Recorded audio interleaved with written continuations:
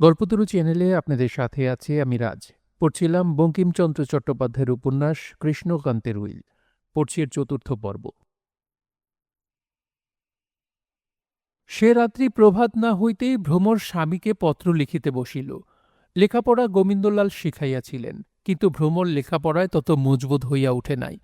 ফুলটি, পুতুলটি, পাখিটি, স্বামীটিতে ভ্রমরের মন, লেখাপড়া বা গৃহকর্মে তত নহে।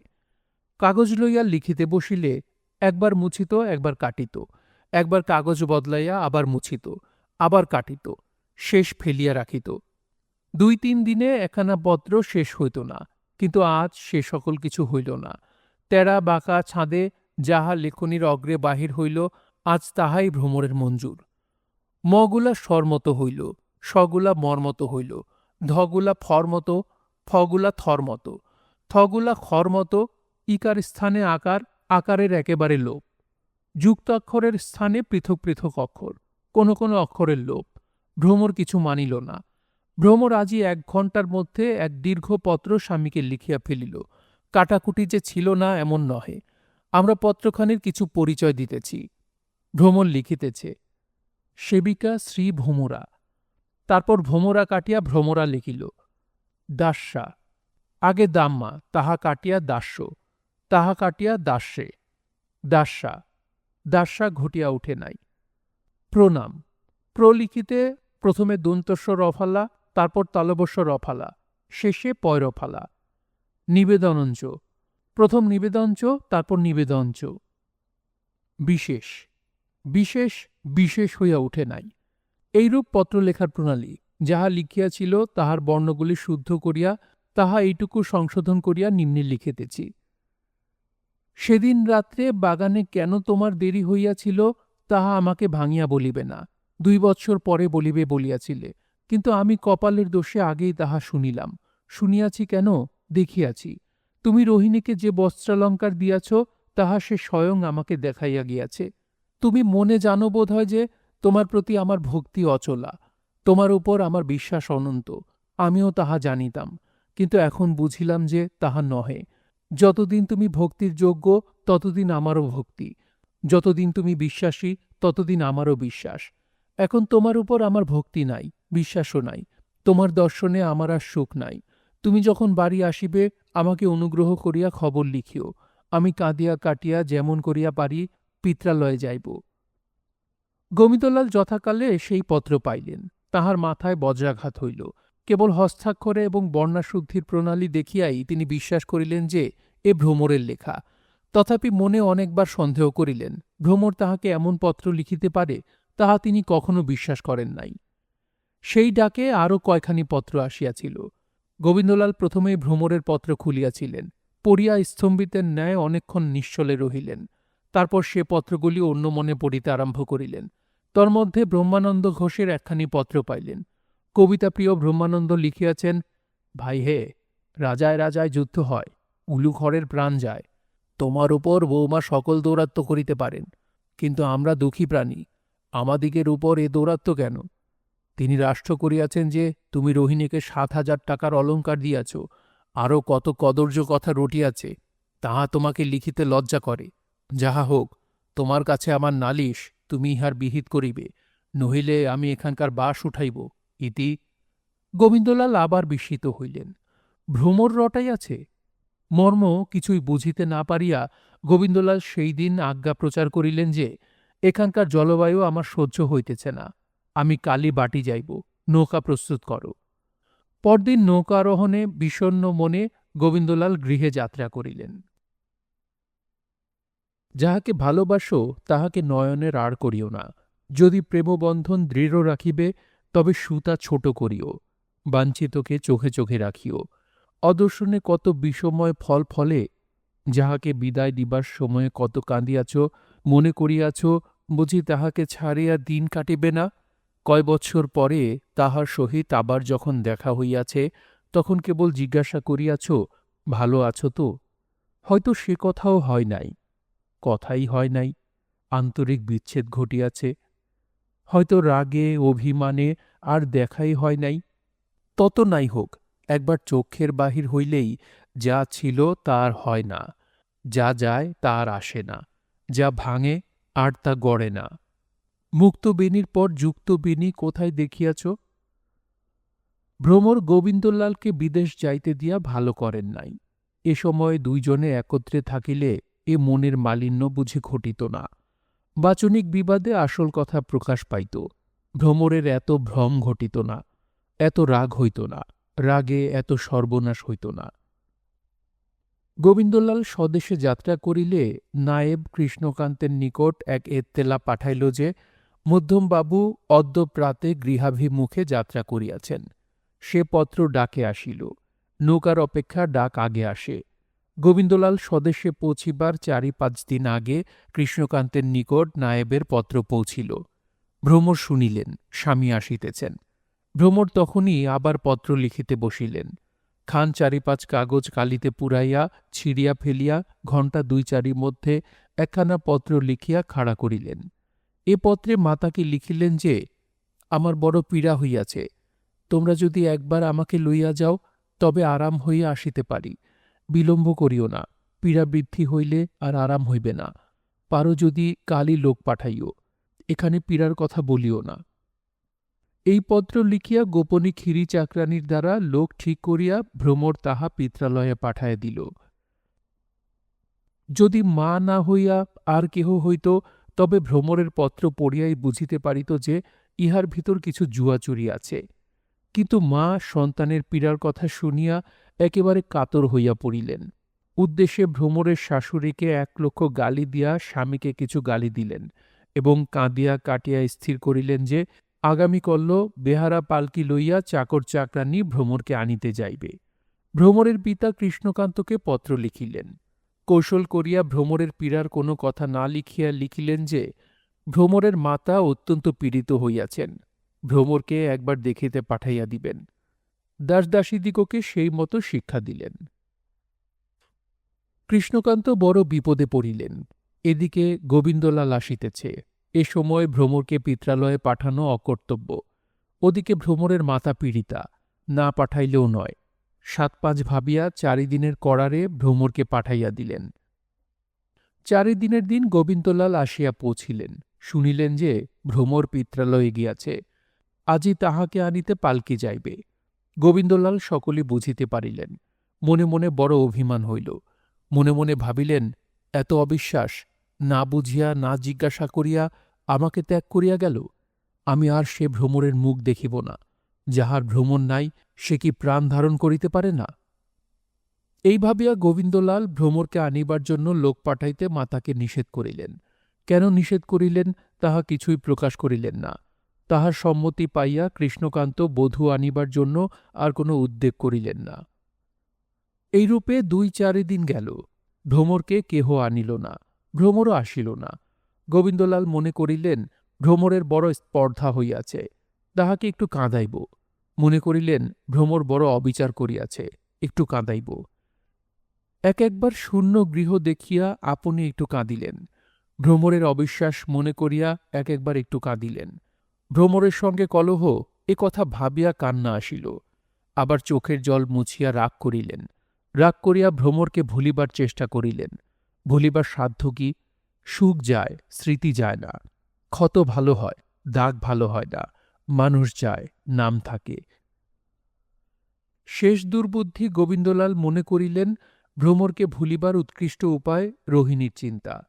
রোহিণীর অলৌকিক রূপপ্রভা একদিনও গোবিন্দলালের হৃদয় পরিত্যাগ করে নাই। গোবিন্দলাল জোর করিয়া তাহাকে স্থান দিতেন না, কিন্তু সে ছাড়িত না। উপন্যাসে শোনা যায়, কোন গৃহে ভূতের দৌরাত্ম্য হইয়াছে। ভূত দিবারাত্রি উকিঝুঁকি মারে, কিন্তু ওঝা তাহাকে তাড়াইয়া দেয়। রোহিণী প্রেতিনী তেমনি দিবারাত্রি গোবিন্দলালের হৃদয় মন্দিরে উকিঝুঁকি মারে। গোবিন্দলাল তাহাকে তাড়াইয়া দেয়। যেমন জলতরে চন্দ্র সূর্যের ছায়া আছে, চন্দ্র সূর্য নাই, তেমনি গোবিন্দলালের হৃদয়ে অহরহ রোহিণীর ছায়া আছে, রোহিণী নাই। গোবিন্দলাল ভাবিলেন, যদি ভ্রমরকে আপাতত ভুলিতে হইবে, তবে রোহিণীর কথাই ভাবি, নহিলে এ দুঃখ ভোলা যায় না। অনেক কুচিকিৎসক ক্ষুদ্র রোগের উপশম জন্য বিষের প্রয়োগ করেন। গোবিন্দলালও ক্ষুদ্র রোগের উপশম জন্য উৎকট বিষের প্রয়োগে প্রবৃত্ত হইলেন। গোবিন্দলাল আপন ইচ্ছায় আপনি আপন অনিষ্ট সাধনে প্রবৃত্ত হইলেন।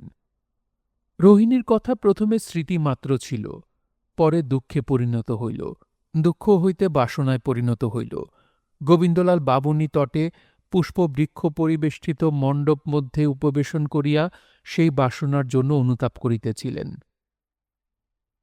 বর্ষাকাল, আকাশ মেঘাচ্ছন্ন, বাদল হইয়াছে, বৃষ্টি কখনো কখনো জোরে আসিতেছে, কখনো মৃদু হইতেছে, কিন্তু বৃষ্টি ছাড়া নাই। সন্ধ্যা উত্তীর্ণ হয়, প্রয়াগতা যামিনীর অন্ধকার, তাহার উপর বাদলের অন্ধকার, বারুণীর ঘাট স্পষ্ট দেখা যায় না। গোবিন্দলাল অস্পষ্ট রূপে দেখিলেন যে একজন স্ত্রীলোক নামিতেছে। রোহিণীর সেই সোপানবতরণ গোবিন্দলালের মনে হইল।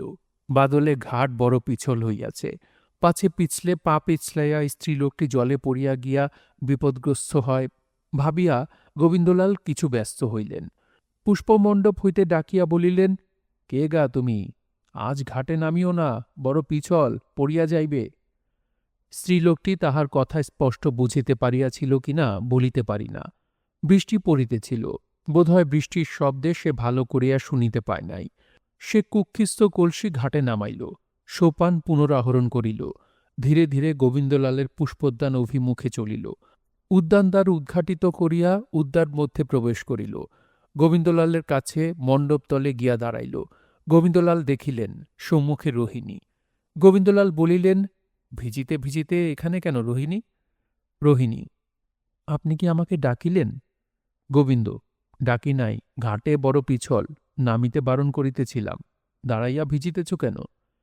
রোহিণী সাহস পাইয়া মণ্ডপ মধ্যে উঠিল। গোবিন্দলাল বলিলেন, লোকে দেখিলে কি বলিবে?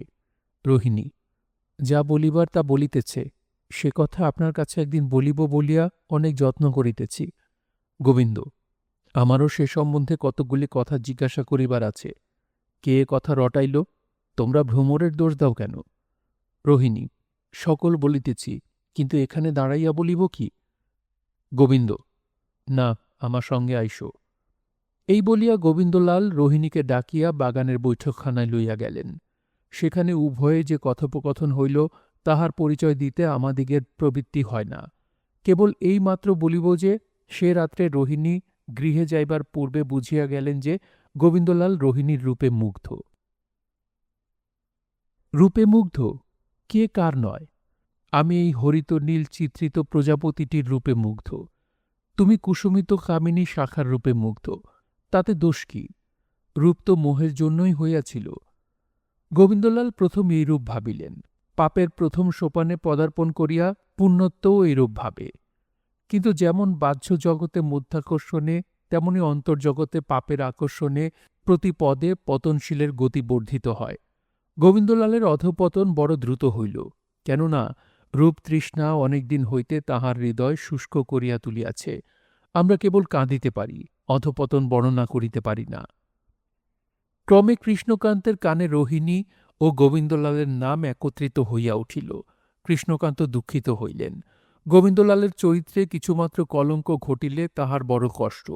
মনে মনে ইচ্ছা হইল গোবিন্দলালকে কিছু অনুযোগ করিবেন। কিন্তু সম্প্রতি কিছু পীড়িত হইয়া পড়িয়াছিলেন। শয়ন মন্দির ত্যাগ করিতে পারিতেন না।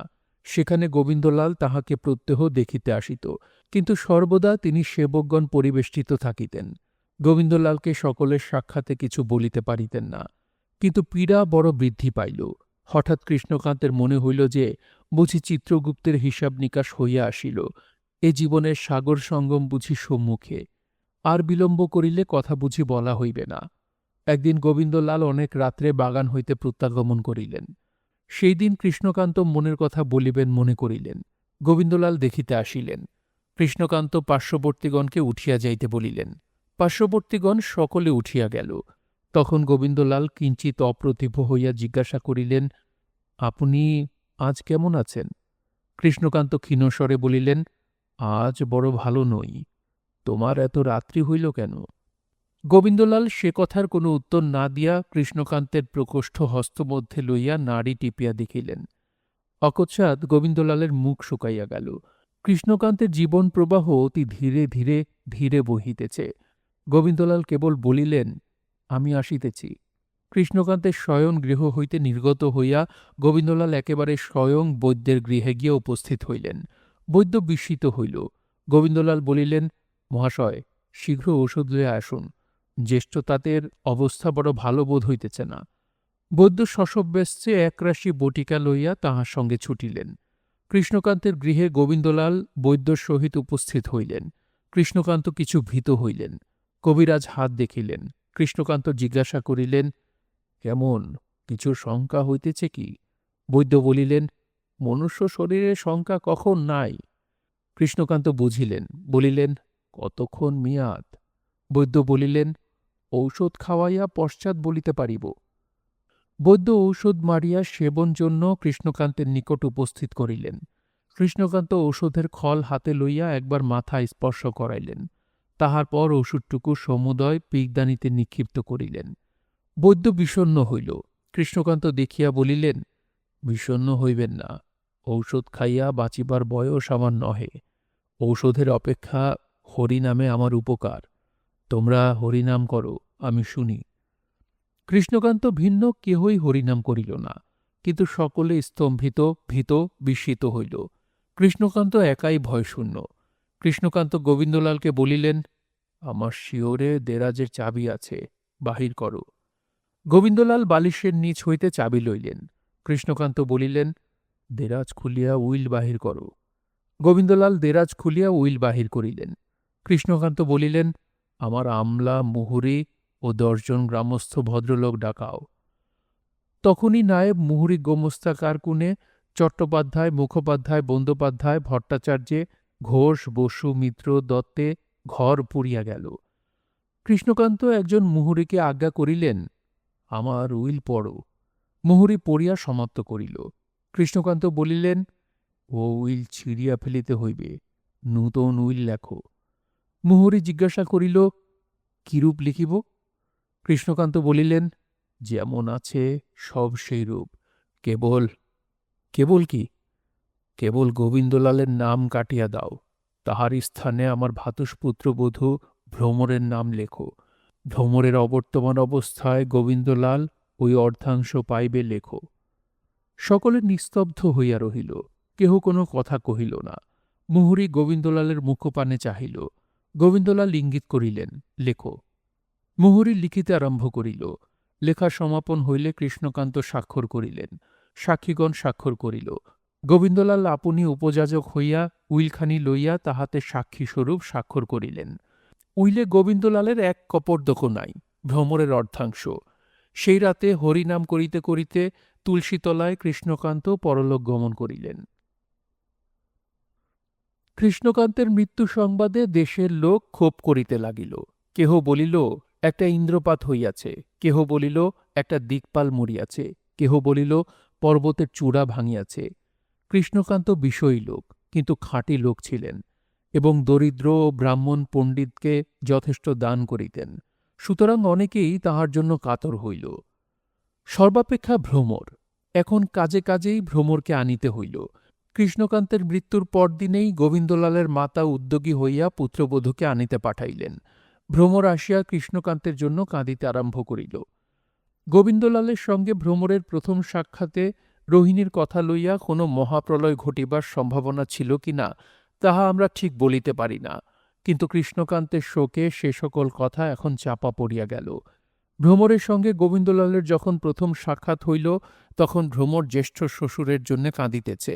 গোবিন্দলালকে দেখিয়া আরও কাঁদিতে লাগিল। গোবিন্দলালও অশ্রুবর্ষণ করিলেন। অতএব যে বড় হাঙ্গামার আশঙ্কা ছিল, সেটা গোলমালে মিটিয়া গেল।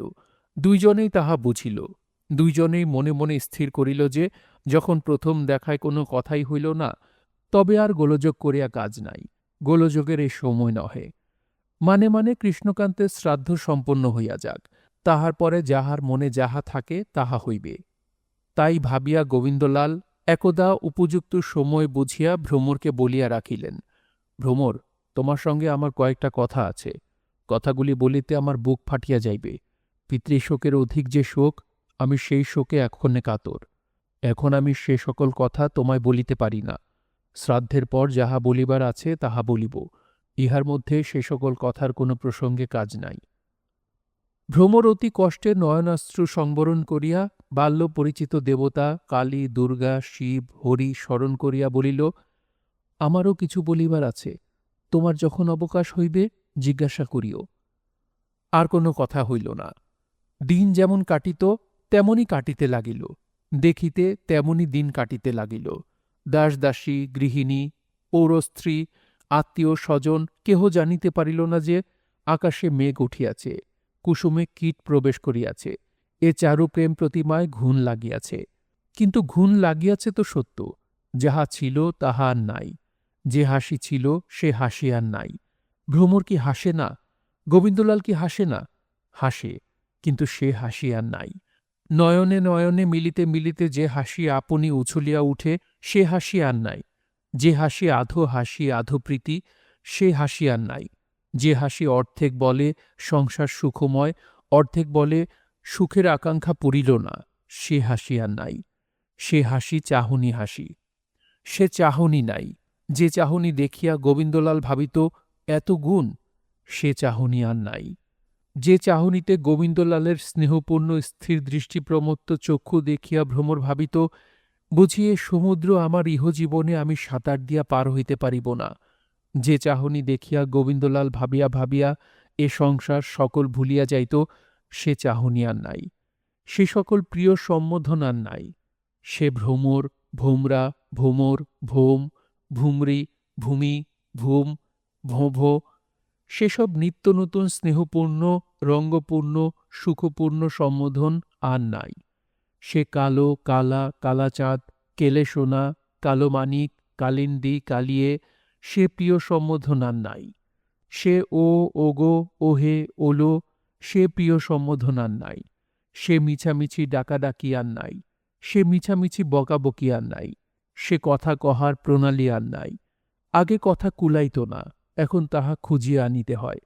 যে কথা অর্ধেক ভাষায়, অর্ধেক নয়নে নয়নে, অধরে অধরে প্রকাশ পাইত, এখন সে কথা উঠিয়া গিয়াছে।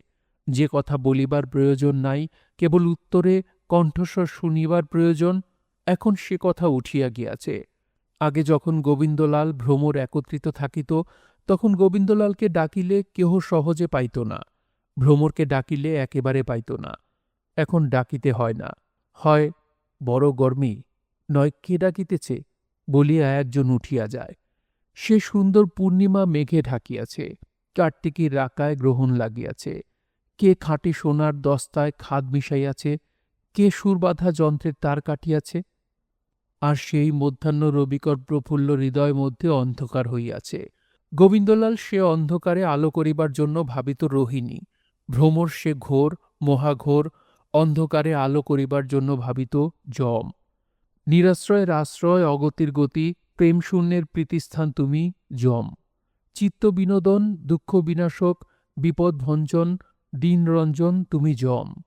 আশা শূন্যের আশা, ভালোবাসার শূন্যের ভালোবাসা তুমি যম। ভ্রমরকে গ্রহণ করো হে যম। তারপর কৃষ্ণকান্ত রায়ের ভারী শ্রাদ্ধ হইয়া গেল। শত্রুপক্ষে বলিল যে, হাঁ, ঘটা হইয়াছে বটে, ৫-৭-১০,০০০ টাকা ব্যয় হইয়া গিয়াছে। মিত্রপক্ষ বলিল, লক্ষ টাকা খরচ হইয়াছে। কৃষ্ণকান্তের উত্তরাধিকারীগণ মিত্রপক্ষের নিকট গোপনে বলিল, আন্দাজ ৫০,০০০ টাকা ব্যয় হইয়াছে। আমরা খাতা দেখিয়াছি, মোট ব্যয় ৩২,৩৫৬ টাকা ১২ আনা।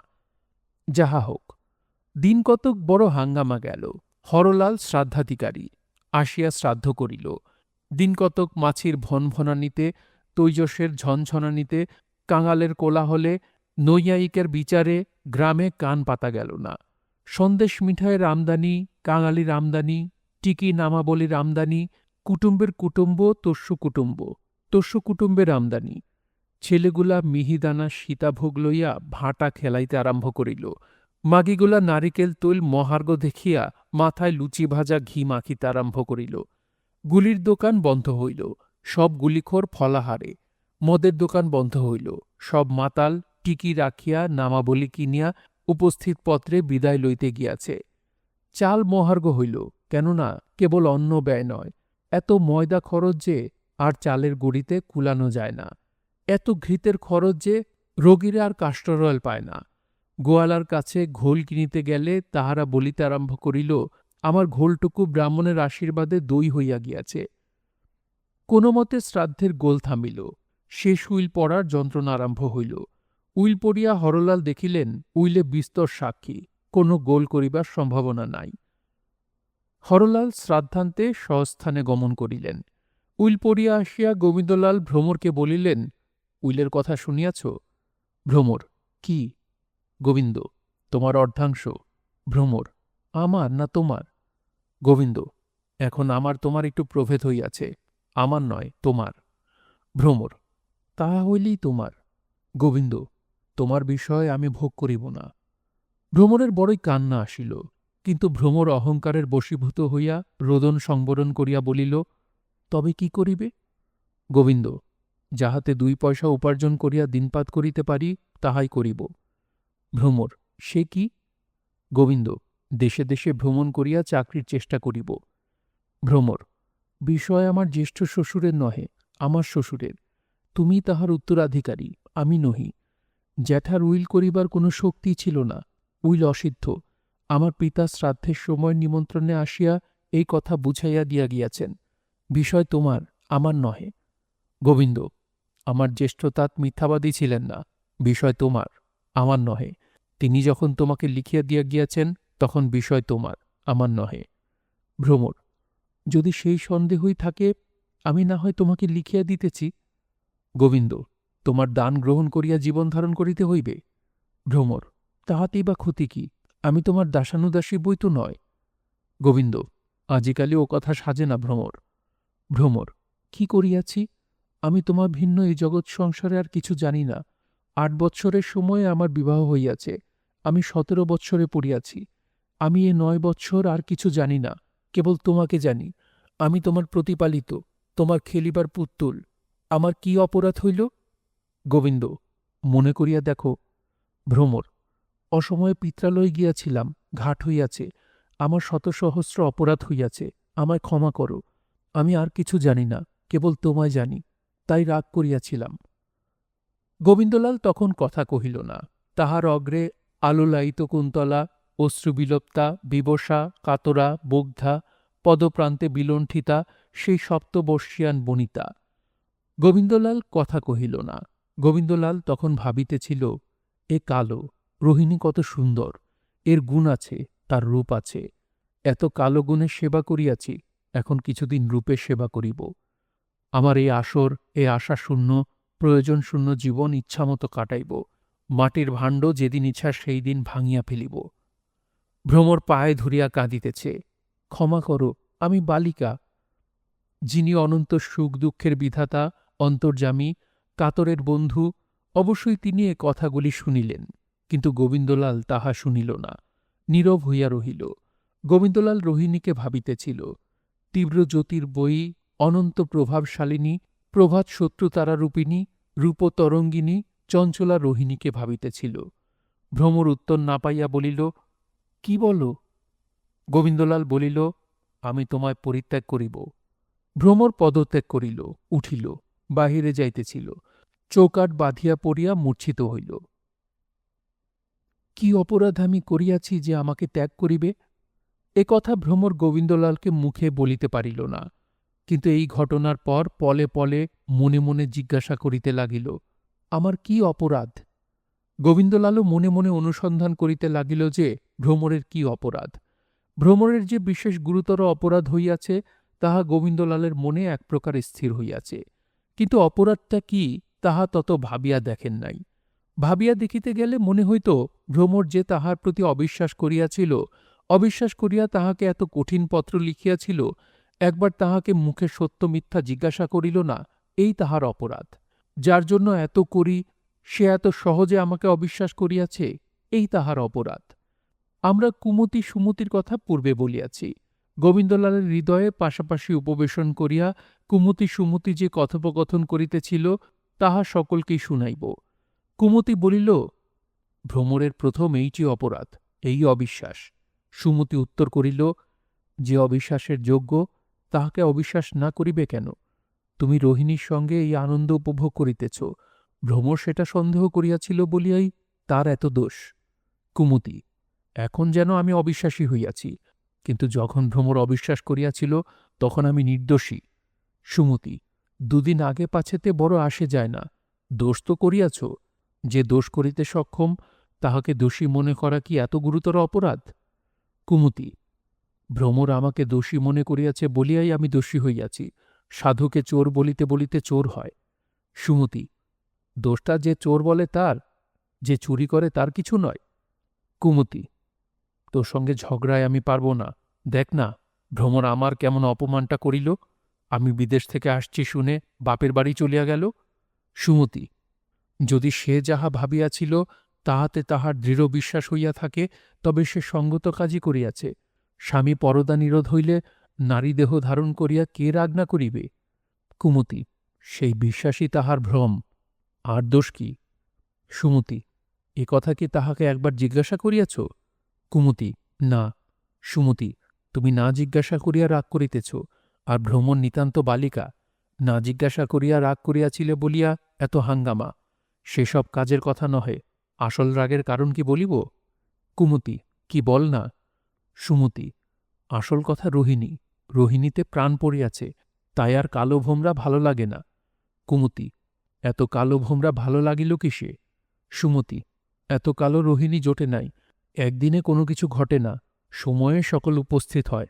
আজ রৌদ্রে ফাটিতেছে বলিয়া কাল দুর্দিন হইবে না কেন? শুধু কি তাই, আরও আছে। কুমতি, আর কি? সুমতি, কৃষ্ণকান্তের উইল। বুড়া মনে মনে জানিত ভ্রমরকে বিষয় দিয়া গেলে বিষয় তোমারই রহিল। ইহাও জানিত যে ভ্রমর 1 মাসের মধ্যে উহা তোমাকে লিখিয়া দিবে, কিন্তু আপাতত তোমাকে একটু কুপদগামী দেখিয়া তোমার চরিত্র শোধনের জন্যে তোমাকে ভ্রমরের আঁচলে বাঁধিয়া দিয়া গেল।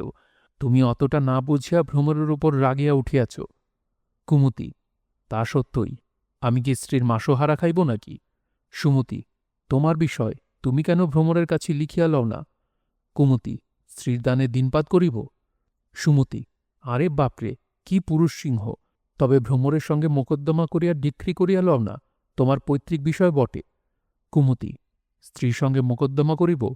সুমতি, তবে আর কি করিবে, গোল্লায় যাও। কুমতি, সেই চেষ্টায় আছি। সুমতি, রোহিণী সঙ্গে যাবে কি? তখন কুমতিতে সুমতিতে ভারী চুলোচুলি ঘুষোঘুষি আরম্ভ হইল।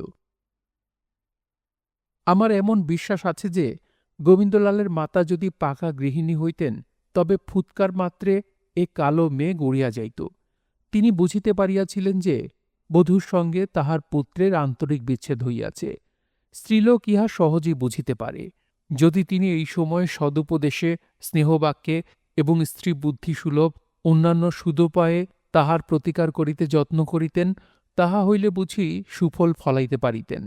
কিন্তু গোবিন্দলালের মাতা বড় পাকা গৃহিণী নহেন। বিশেষ পুত্রবধূ বিষয়ের অধিকারিণী হইয়াছে বলিয়া ভ্রমরের উপর একটু বিদ্বেষপনাও হইয়াছিলেন। যে স্নেহের বলে তিনি ভ্রমরের ইষ্টকামনা করিবেন, ভ্রমরের উপর তাহার সে স্নেহ ছিল না। পুত্র থাকিতে পুত্রবধূর বিষয় হইল, ইহা তাহার অসহ্য হইল।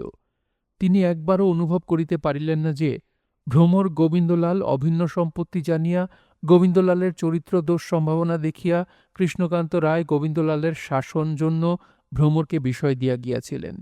একবারও তিনি মনে ভাবিলেন না যে কৃষ্ণকান্ত মুমূর্ষ অবস্থায় কতকটা লুপ্তবুদ্ধি হইয়া, কতকটা ভ্রান্তচিত্ত হইয়াই এই অবিদেহ কার্য করিয়াছিলেন। তিনি ভাবিলেন যে পুত্রবধূর সংসারে তাহাকে কেবল গ্রাচ্ছাধনের অধিকারিণী এবং অন্নদাস পৌরবর্গের মধ্যে গণ্য হইয়া ইহজীবন নির্বাহ করিতে হইবে। অতএব সংসার ত্যাগ করাই ভালো স্থির করিলেন। একে পতিহীনা, কিছু আত্মপরায়ণা, তিনি স্বামী বিয়োগকাল হইতেই কাশী যাত্রা কামনা করিতেন। কেবল স্ত্রীর স্বভাবসুলভ পুত্র স্নেহবশত এতদিন যাইতে পারেন নাই। এক্ষণে সে বাসনা আরও প্রবল হইল।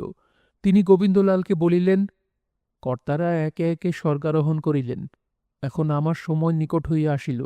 তুমি পুত্রের কাজ করো, এই সময় আমাকে কাশী পাঠাইয়া দাও। গোবিন্দলাল হঠাৎ এ প্রস্তাবে সম্মত হইলেন। বলিলেন, চলো, আমি তোমাকে আপনি কাশী রাখিয়া আসিব। দুর্ভাগ্যবশত এই সময়ে ভ্রমর একবার ইচ্ছা করিয়া পিত্রালয়ে গিয়াছিলেন। কেহই তাহাকে নিষেধ করে নাই। অতএব ভ্রমরের অজ্ঞাতে গোবিন্দলাল কাশী যাত্রার সকল উদ্যোগ করিতে লাগিলেন। নিজ নামে কিছু সম্পত্তি ছিল, তাহা গোপনে বিক্রয় করিয়া অর্থ সঞ্চয় করিলেন। কাঞ্চন হীরকাদি মূল্যবান বস্তু যাহা নিজের সম্পত্তি ছিল তাহা বিক্রয় করিলেন। এইরূপে প্রায় 1,00,000 টাকা সংগ্রহ হইল। গোবিন্দলাল ইহা দ্বারা ভবিষ্যতে দিনপাত করিবেন স্থির করিলেন। তখন মাতৃসঙ্গে কাশীযাত্রার দিন স্থির করিয়া ভ্রমরকে আনিতে পাঠাইলেন। শাশুড়ি কাশীযাত্রা করিবেন শুনিয়া ভ্রমর তাড়াতাড়ি আসিল। আসিয়া শাশুড়ির চরণ ধরিয়া অনেক বিনয় করিল। শাশুড়ির পদপ্রান্তে পড়িয়া কাঁদিতে লাগিল। মা, আমি বালিকা, আমায় একা রাখিয়া যাইও না। আমি সংসার ধর্মের কি বুঝি? মা, সংসার সমুদ্র, আমাকে এই সমুদ্রে একা ভাসাইয়া যাইও না। শাশুড়ি বলিলেন, তোমার বড় ননদ রহিল, সেই তোমাকে আমার মতো যত্ন করিবে, আর তুমিও গৃহিণী হইয়াছ। ভ্রমর কিছুই বুঝিল না, কেবল কাঁদিতে লাগিল। ভ্রমর দেখিল বড় বিপদ সম্মুখে। শাশুড়ি ত্যাগ করিয়া চলিলেন, আবার স্বামীও তাহাকে রাখিতে চলিলেন। তিনি রাখিতে গিয়া বুঝিয়া আর না আইসেন। ভ্রমর গোবিন্দলালের পায়ে ধরিয়া কাঁদিতে লাগিল, বলিল, কতদিনে আসিবে বলিয়া যাও। গোবিন্দলাল বলিলেন, বলিতে পারি না, আসিতে বড় ইচ্ছা নাই। ভ্রমর পা ছাড়িয়া দিয়া উঠিয়া দাঁড়াইয়া মনে ভাবিল, ভয় কি, বিষ খাইব। তারপরে স্থিরীকৃত যাত্রার দিবস আসিয়া উপস্থিত হইল।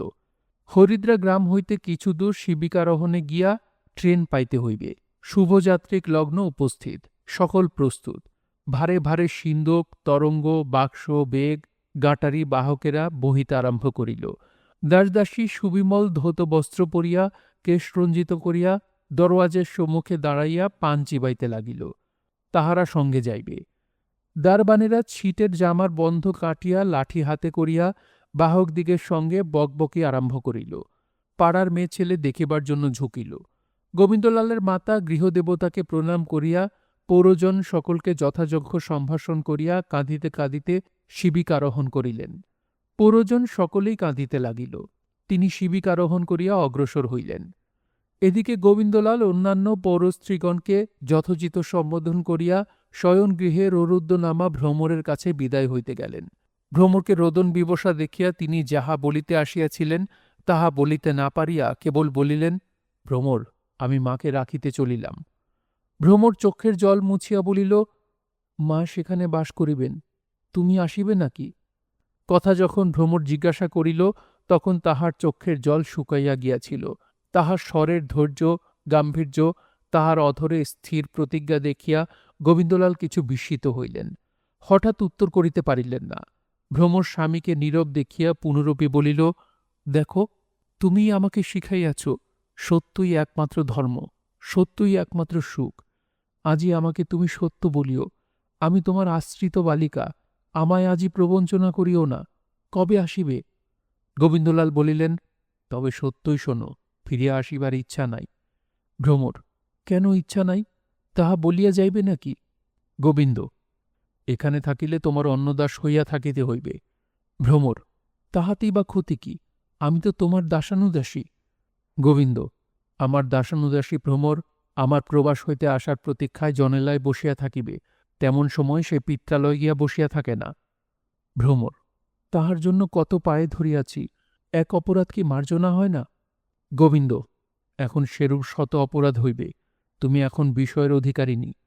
ভ্রমর, তা নয়, আমি এবার বাপের বাড়ি গিয়া বাপের সাহায্যে যাহা করিয়াছি তাহা দেখো। এই বলিয়া ভ্রমর একখানা কাগজ দেখাইল। গোবিন্দলালের হাতে তাহা দিয়া বলিলেন, পড়ো। গোবিন্দলাল পড়িয়া দেখিলেন দানপত্র। ভ্রমর উচিত মূল্যের স্ট্যাম্পে আপনার সমুদয় সম্পত্তি স্বামীকে দান করিতেছেন, তাহা রেজিস্ট্রারি হইয়াছে। গোবিন্দলাল পড়িয়া বলিলেন, তোমার যোগ্য কাজ তুমি করিয়াছ, কিন্তু তোমায় আমায় কি সম্বন্ধ? আমি তোমার অলঙ্কার দিব, তুমি পরিবে, তুমি বিষয় দান করিবে, আমি ভোগ করিব, এই সম্বন্ধ নহে। এই বলিয়া গোবিন্দলাল বহু মূল্য দানপত্রখানি খণ্ড খণ্ড করিয়া ছিঁড়িয়া ফেলিলেন। ভ্রমর বলিল, পিতা বলিয়া দিয়াছেন, ইহা ছিঁড়িয়া ফেলা বৃথা, সরকারিতে ইহার নকল আছে। গোবিন্দ, থাকে থাক, আমি চলিলাম। ভ্রমর, কবে আসিবে? গোবিন্দ, আসিব না। ভ্রমর, কেন? আমি তোমার স্ত্রী, শিষ্যা, আশ্রিতা, প্রতিপালিতা, তোমার দাসানুদাসী, তোমার কথার ভিখারি, আসিবে না কেন? গোবিন্দ, ইচ্ছা নাই। ভ্রমর, ধর্ম নাই কি? গোবিন্দ, বুঝি আমার তাও নাই। বড় কষ্টে ভ্রমর চক্ষের জল রোধ করিল, হুকুমে চক্ষের জল ফিরিল। ভ্রমর জড় হাত করিয়া অবিকম্পিত কণ্ঠে বলিতে লাগিল, তবে যাও, পারো, আসিও না। বিনা অপরাধে আমাকে ত্যাগ করিতে চাও, করো, কিন্তু মনে রাখিও উপরে দেবতা আছেন। মনে রাখিও একদিন আমার জন্য তোমাকে কাঁদিতে হইবে। মনে রাখিও একদিন তুমি খুঁজিবে এ পৃথিবীতে অকৃত্রিম আন্তরিক স্নেহ কোথায়। দেবতা সাক্ষী, যদি আমি সতী হই, কায় মনোবাক্যে তোমার পায়ে আমার ভক্তি থাকে, তবে তোমায় আমায় আবার সাক্ষাৎ হইবে। আমি সেই আশায় প্রাণ রাখিব। এখন যাও, বলিতে ইচ্ছা হয় বলো যে আর আসিব না, কিন্তু আমি বলিতেছি আবার আসিবে, আবার ভ্রমর বলিয়া ডাকিবে, আবার আমার জন্য কাঁদিবে। যদি এ কথা নিষ্ফল হয়, তবে জানিও দেবতা মিথ্যা, ধর্ম মিথ্যা, ভ্রমর অসতী। তুমি যাও, আমার দুঃখ নাই, তুমি আমারই, রোহিণীর নও। এই বলিয়া ভ্রমর ভক্তিভাবে স্বামীর চরণে প্রণাম করিয়া গজেন্দ্র গমনে কক্ষান্তরে গমন করিয়া দ্বার রুদ্ধ করিল। এই আখ্যায়িকা আরম্ভর কিছু পূর্বে ভ্রমরের একটি পুত্র হইয়া সূতিকাগারেই নষ্ট হয়। ভ্রমর আজি কক্ষান্তরে গিয়া দ্বাররুদ্ধ করিয়া সেই ৭ দিনের ছেলের জন্য কাঁদিতে বসিল।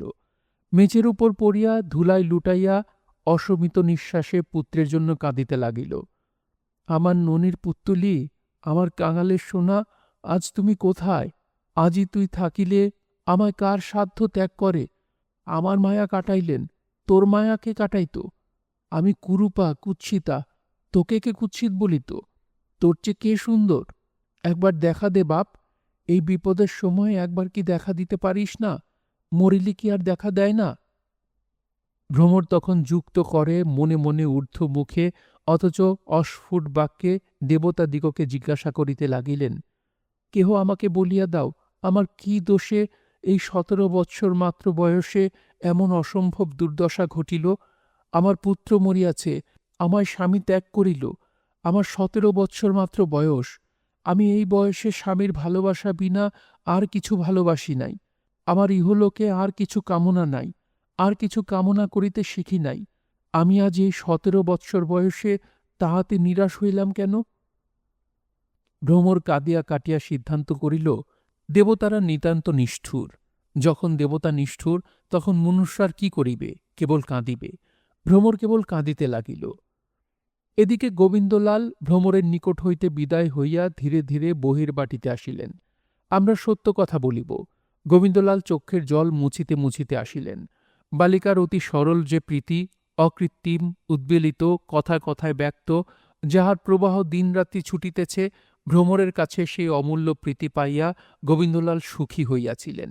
গোবিন্দলালের এখন তাহা মনে পড়িল। মনে পড়িল যে যাহা ত্যাগ করিলেন তাহা আর পৃথিবীতে পাইবেন না। ভাবিলেন, যাহা করিয়াছি তাহার এখন ফিরে না, এখন তো যাই, এখন যাত্রা করিয়াছি, এখন যাই, বুঝি আর ফেরা হইবে না। যাহা হোক, যাত্রা করিয়াছি, এখন যাই। সেই সময় যদি গোবিন্দলাল ২ পা ফিরিয়া গিয়া ভ্রমরের রুদ্ধ দ্বার ঠেলিয়া একবার বলিতেন, ভ্রমর, আমি আবার আসিতেছি, তবে সকল মিটিত। গোবিন্দলালের অনেকবার সেই ইচ্ছা হইয়াছিল। ইচ্ছা হইলেও তাহা করিলেন না। ইচ্ছা হইলেও একটু লজ্জা করিল। ভাবিলেন, এত তাড়াতাড়ি কি? যখন মনে করিব তখন ফিরিব। ভ্রমরের কাছে গোবিন্দলাল অপরাধী। আবার ভ্রমরের সঙ্গে সাক্ষাৎ করিতে সাহস হইল না। যাহা হয় একটা স্থির করিবার বুদ্ধি হইল না। যে পথে যাইতেছেন সেই পথে চলিলেন। তিনি চিন্তাকে বর্জন করিয়া বহির্বাটিতে আসিয়া সজ্জিত অশ্বে আরোহণপূর্বক কষাঘাত করিলেন। পথে যাইতে যাইতে রোহিণীর রূপরাশি হৃদয় মধ্যে ফুটিয়া উঠিল। শুনছিলেন বঙ্কিমচন্দ্র চট্টোপাধ্যায়ের উপন্যাস কৃষ্ণকান্তের উইল। পড়ছিলাম এর ৪র্থ পর্ব। উপন্যাসটি আপনাদের কাছে কেমন লাগছে অবশ্যই কমেন্ট করে জানাবেন। ভালো লাগলে একটি লাইক করবেন, চাইলে শেয়ার করতে পারেন। সবাই ভালো থাকবেন, সুস্থ থাকবেন এবং গল্পগুলোর সঙ্গেই থাকবেন। ধন্যবাদ।